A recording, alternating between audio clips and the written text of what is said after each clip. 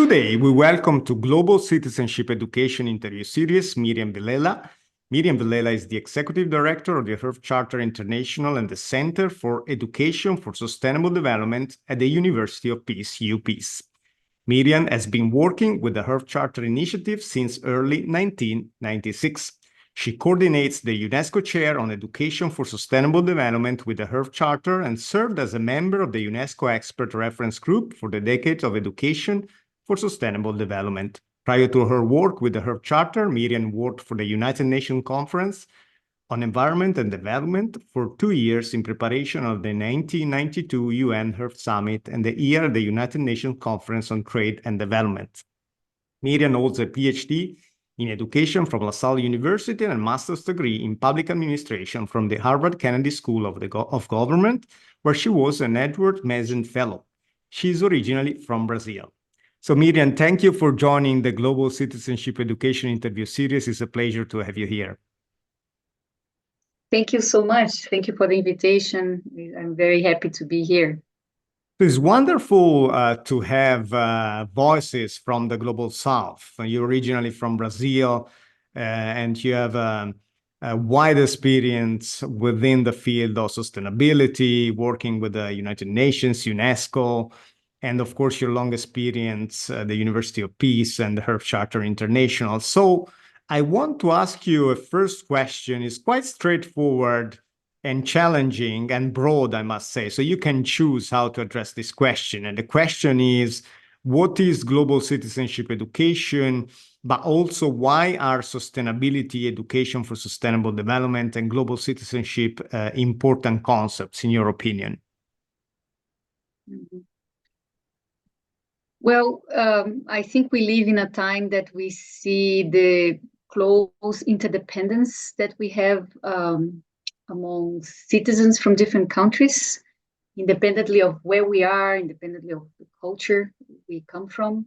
There are some commonalities as humans. One of them is that we share the same planet, we share the same home, and we have similar basic needs,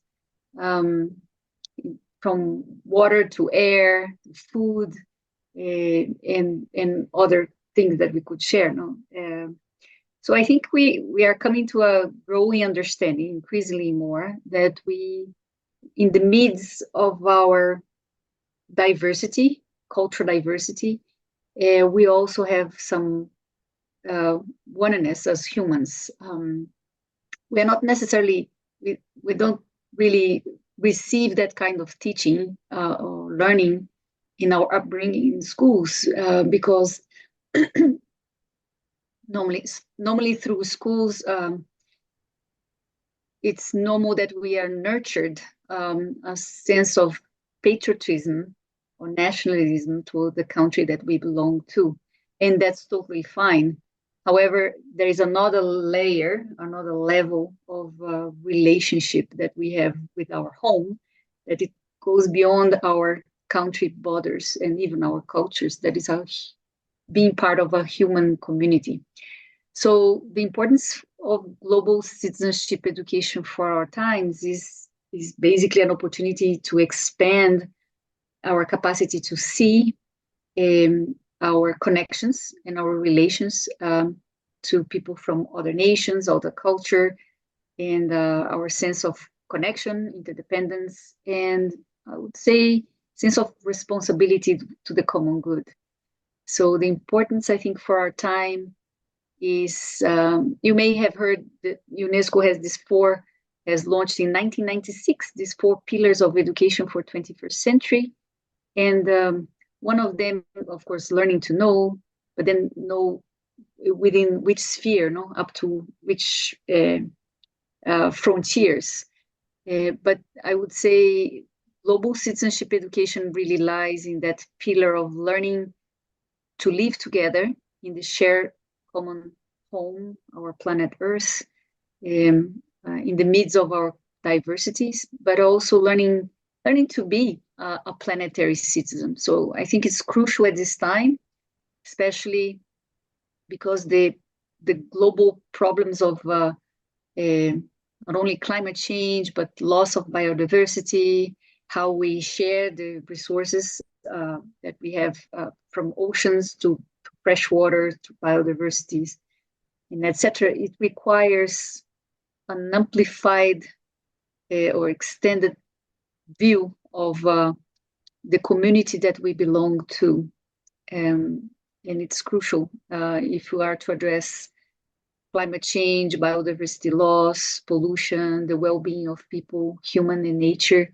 We need to nurture a global citizenship consciousness and awareness, and therefore global citizenship education is crucial for our times.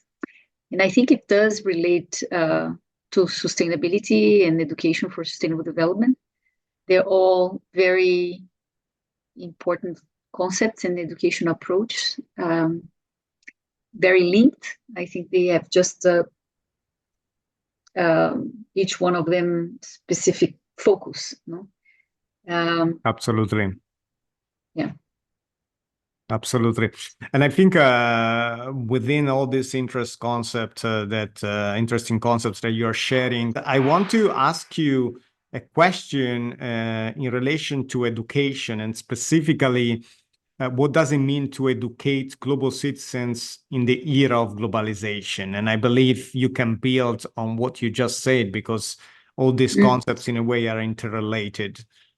They are indeed. Well, I think it's the importance for our time is to amplify, to expand our capacity to see how we relate and how we are interdependent among humans, and our sense of responsibility in terms of with the consequences of our actions. And right. We are normally in the conventional education, we are taught to, I would say in general, to be concerned with the most immediate community that we belong to, right? It could be from our family to the city, or even to the institutions we belong to this city, the state, the country that we belong to. But it's not necessarily our education experience or learning experience doesn't necessarily nurture that sense of connection with the large living world. However, the reality is that we live in a globalized area more and more. What happens in one side of the world has an effect in another side. We need to expand that understanding of common but differentiated responsibility, the responsibility with the well-being of, the concern and the consciousness, I would say, and the responsibility that whatever we do here has an impact that goes beyond our borders. So I think globalization has, I would say, brought us more closer together. However, this very notion of citizenship is the notion that invites us to think of the rights and responsibilities that we have as belonging to a certain community, right? So the community of a country. However, the reality is that we do belong to a family, to a culture, to a country, and as such, we have a set of rights and responsibilities as citizens of a country. However, if we amplify, we expand this notion of sense of belonging to an Earth community in an area of globalization, because we're more and more interconnected.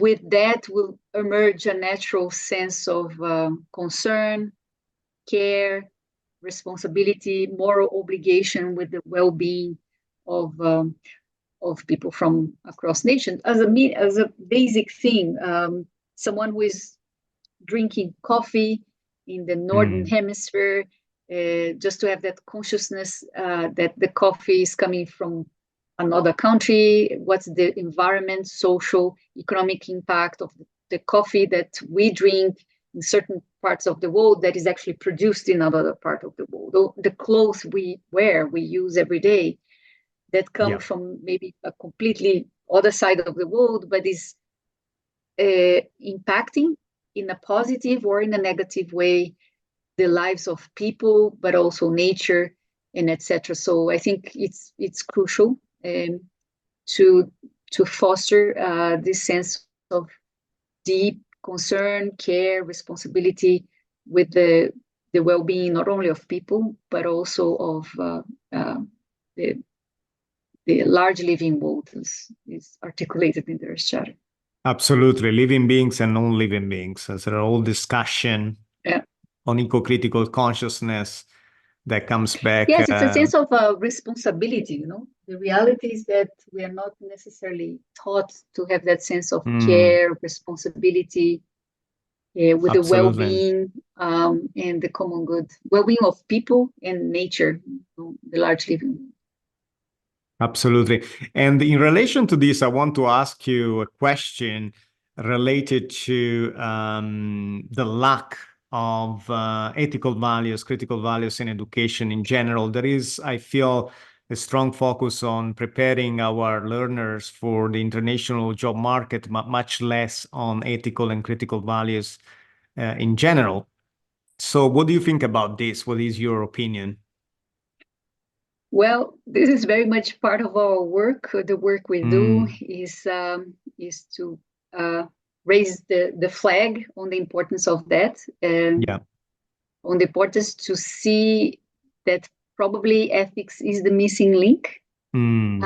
Probably we should make more visible what are the costs of a lack of values and ethics into education. And I think, to answer your question, the cost is precisely the world that we currently have with social disparities. I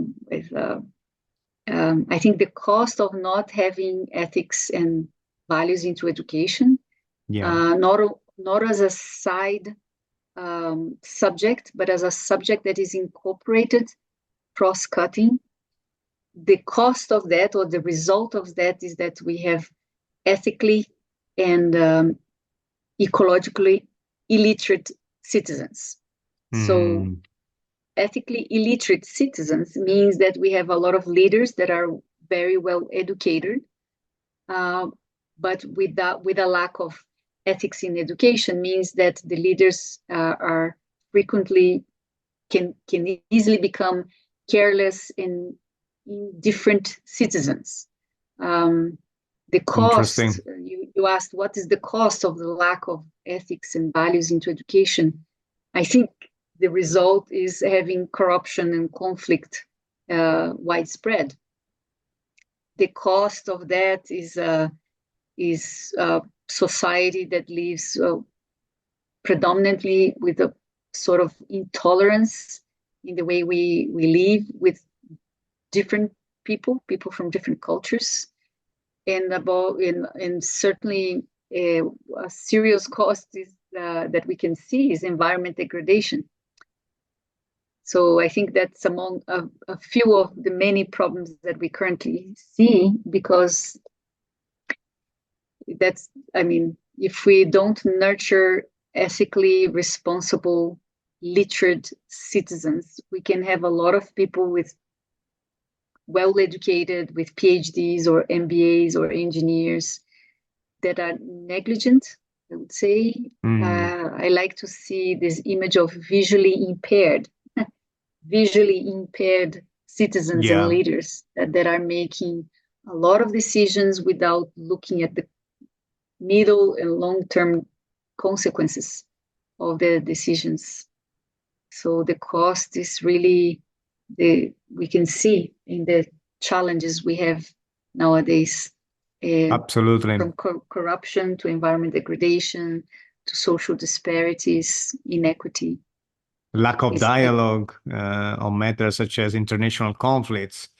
And so we have now two major conflicts where it is evident that there is a lack of dialogue within this whole discussion. And I think it relates to what you're saying. Yeah, the lack of dialogue, because I mean, imagine if we have more if we had more engineers or lawyers or business people who go through training that enhances their capacity to go through deep dialogue with people from different cultures or different ways of seeing the world, and learning to listen to one another, learning to listen to those who think in a different way. Absolutely. To continue to stay on the table and continue the dialogue rather than stand up and move and turn our back. I think the reality is that our current education system is really very focused on a utilitarian education rather than in nurturing a culture of care, a culture of respect, respect, and responsibility to one another. So I think we have a lot of so-called well-educated people with a lot of short-sighted approach in terms of what it means to be a citizen that is contributing to our civilization. Actually, I would actually argue, and now that we are organizing this conference, we have been thinking a lot about civilization and ecological civilization. Ethics as well, I guess, and we'll discuss later this as well. Yeah, and if we could dare to think whether we are currently living a civilization, if we are civilized, if we generate the amount of waste we are generating, if we allow the kind of conflict and social disparity that we currently have, should we consider ourselves civilized? Yeah, I think so strong. This is very interesting, and as I mentioned before this video interview, as we're talking privately, in one of my recent publications, The Emergence of the Ethically Engaged University, I make exactly this point: what kind of civilization we want to educate, and what kind of civilization do we have? And higher education should be part of this discussion, strong as you just suggested. And I believe that this discussion also ties nicely with my next question to you, in terms of the work that you're advancing as the director of the Earth Charter Center on Education for Sustainable Development at the University of Peace, and also as the UNESCO Chair on Education for Sustainable Development with the Earth Charter. Could you explain the mission of the center and the mission of the UNESCO Chair and why they are important? Okay, so the UNESCO Chair was created in 2012, but the Education Center exists maybe 10 years earlier.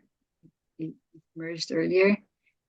And the work with the Earth Charter and the Earth Charter in Education is going on for nearly 30 years. And the understanding here is precisely on the importance to nurture an earth ethic. So we could be talking about ethics in different fields, like the ethics of doctors, the ethics of lawyers. But here we are, again, we have been working in this field of earth ethics, environmental ethics, and their charter is basically a contribution to that notion of making visible what could be the values and principles that that we ought to relate to one another. Not only among human beings, but between human beings from different cultures and different life forms and the nature. So actually, the Earth Charter is we articulate it as as the community of life. What is our role as humans that are part of an earth community, and the sense of belonging to a community of life that goes beyond the human beings.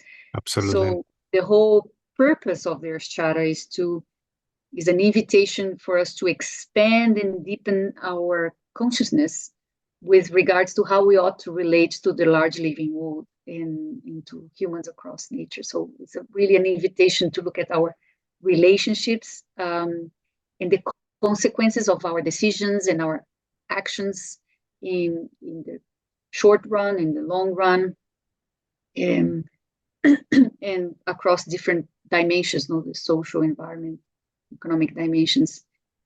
So and with this comes the UNESCO Chair mission as well, as a sort of an extension of the work that you've been doing.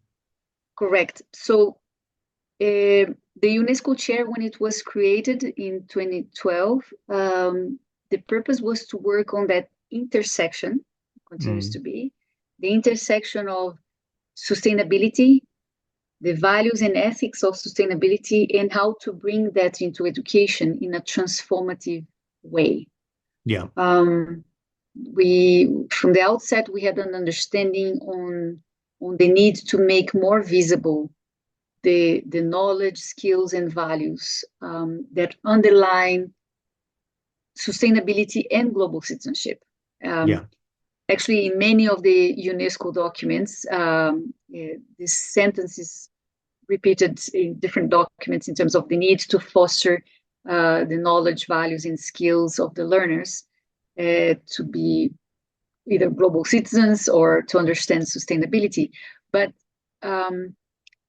these documents or efforts don't necessarily make it visible. What are those values? What are those skills? In the Earth Charter, we dare to make the values and principles that are underlining sustainability and global citizenship, to make them visible, but in a way that it's not that we envision that the Earth Charter should be taught in a vertical manner, right? But rather, how can we use it as an instrument? How can we use the Earth Charter? So the questions that we ask in the work we do is using the Earth Charter as an ethical compass to guide us towards a more sustainable and just and peaceful world. Use the Earth Charter as an instrument to examine and clarify, an instrument of values clarification, rather than as an instrument of imposing values. So there is often, actually, I have seen my research and work over more than 2 decades, I have often seen a misperception on values education or education on ethics. And the misperception that I have encountered is ethics and bringing ethics education is only for philosophers and only for theologians and for those people who want to stay within the realm of an abstract world. So for me, I have seen on and on that misperception of what ethics education means. In values, I have seen a lot this concern that values education involves a vertical sort of education. And over the past 25 years, we have been working on how to demystify that and to show that values education or bringing ethics in education should not be placed within the realm of philosophy or ethics, actually should be brought cross-cutting because it's about raising questions about what is good and bad, right and wrong, but also raising the questions of, okay, what are the consequences of the decisions I'm making? What are my more responsibilities with those consequences? And amplifying our thoughts. So in a nutshell, the work of the UNESCO Chair on education for sustainable development with their charter has been to use their charter as that instrument, as an ethical compass, as an instrument to bring ethics and values into education, but in a way that is not vertical, to show that it can be transformative. And holistic as well. Huh? And holistic as well, and encompassing a 360-degree discussion.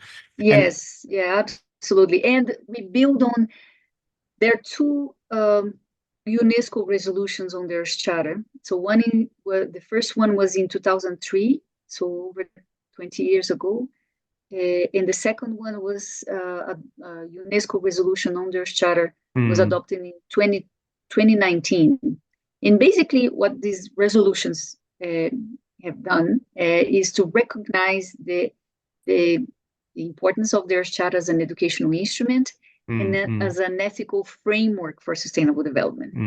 And there is a recommendation for member states to use their charter as an educational instrument. So we build on that, and we have been, as part of our education center here in UNESCO Chair, we have have two main avenues of education. One is to engage with educators to foster or to enhance their capacity to incorporate the values and principles of sustainability and global citizenship as articulated in their charter into their teaching in a way that is not vertical or imposing, but more based on constructivism. But so educators and also young leaders over the past 20 years, engaging, empowering, and educating young leaders to be ethical leaders with a consciousness of sustainability has been also part of major part of the work we do. Very interesting. And we are heading towards the end of this very interesting conversation with you, Mirian. And I want to ask you a couple of final questions. The first one is your upcoming conference, Reimagining Education for Ecological Civilizations, which attracted my attention. And perhaps later we can discuss privately some potential collaborations.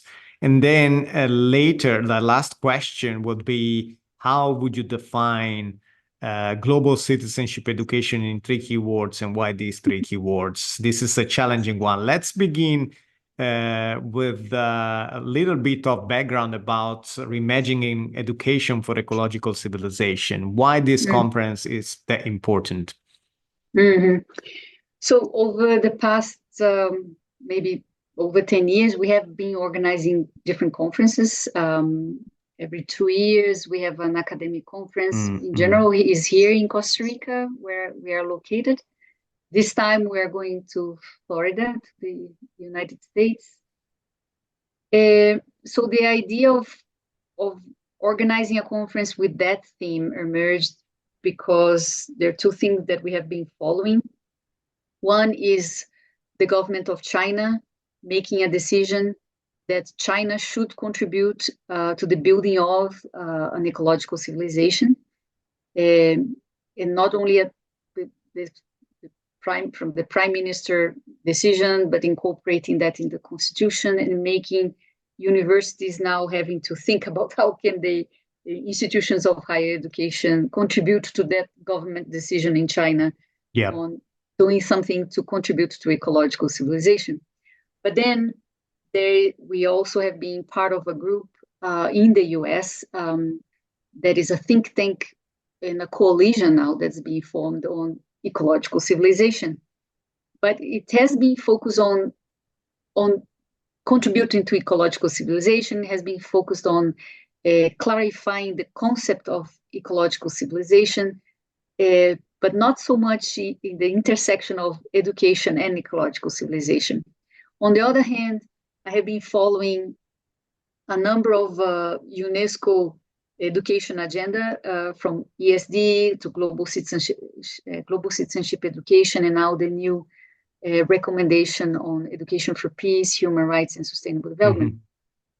And from the outset, we immediately thought that the current UNESCO, various UNESCO education agenda for change, education for change, education that is really, that UNESCO is promoting policies and research and work on. Together with the Reimagining the Futures in the plural of education. Also, It's a very important project. The Futures of Education report, all of them have some similarities in the sense of looking at the role of education as a driver for social change. So we thought all these UNESCO education agendas, such as ESD and global citizenship education, can already serve as a basis to build ecological civilizations, rather than creating a new education agenda for UNESCO. The current efforts to develop national policies and education agendas on global citizenship and ESD can serve that effort to reimagine education for ecological civilization. The fact is, I think many people are already seeing the important role education has. From my side, we have seen the key role education and ethics have as instruments for social transformation. So we decided to bring this conference together, bringing a few people from China who have been working in the field of higher education, so universities, and incorporating this notion of ecological civilization. The coalition that's led by the Institute of Ecological Civilization, that is based in the US. That is actually part of it is actually some concept that John Cobb has been working on for many years. And having this conference in the US. Now, maybe some people, why in the US, given the fact that we are in Costa Rica? We have also followed the fact that the US is just coming back, rejoining UNESCO since a few months ago. And we also know that particularly the US, unlikely other countries, for instance, in Latin America, that take very serious UNESCO education policies and develop national policies and promote these different education agendas. In the US, there is need, I would say, to make noise about this, serious noise. And we thought of bringing together an international community that is interested in this different rethinking education, reimagining education to the US. So I think we are bringing together an interesting group of people and scholars, intellectuals, researchers, universities that are concerned and working already, first to share their practice, share their research, and also to have dialogue together, which connects Absolutely. to what we were saying, the need for a dialogic approach to all this discussion on ecological civilization. What does it mean to educate nowadays? Now, I want to conclude this very interesting conversation, as I mentioned earlier, with a challenging question, which is, how would you define global citizenship education in 3 keywords, and why these 3 keywords? Okay, I would say planetary consciousness and responsibility. I think global citizenship education needs to foster our consciousness, our planetary consciousness, the consciousness that we belong to an Earth community. Absolutely. And so once we have a sense of belonging, a sense of connection to an Earth community, which involves humans and the large living world, so the community of life as it's articulated in the Earth Charter, more naturally,